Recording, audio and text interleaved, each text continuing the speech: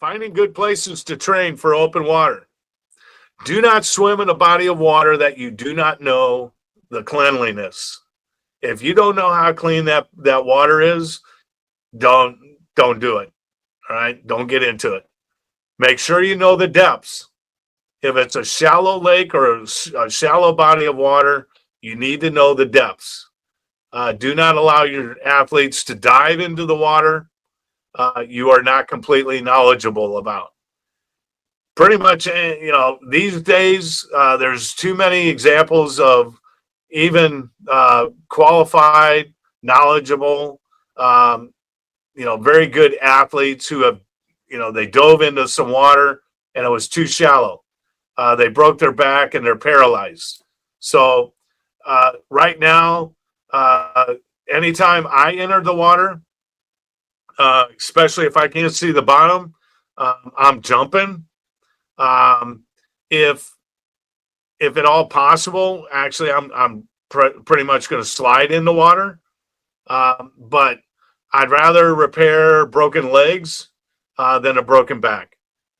So make sure that you know what the water levels are, so that your athletes can be safe. Make sure that you've got access to a support craft. If you don't, you need to reconsider what you're doing.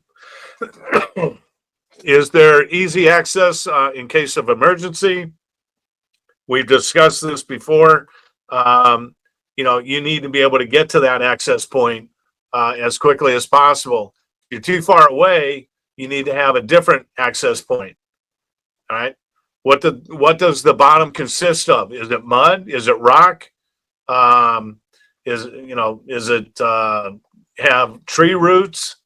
I've heard instances where somebody's jumped into the water and it was that really soft mud, and as soon as they tried to pull their feet out, that mud would collapse and tighten up around the feet, and they would end up drowning just inches from the surface, simply because they couldn't get their feet out from the mud.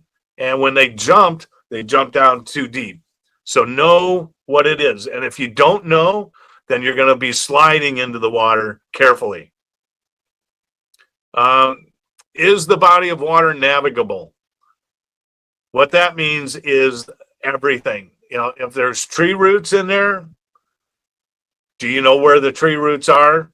If you don't, I don't want to be the first one to, find a tree trunk that was too close to the surface and I ran into it.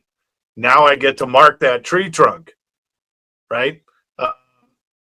It's just, you need to know what you're doing. And, before you put your athletes into any risk.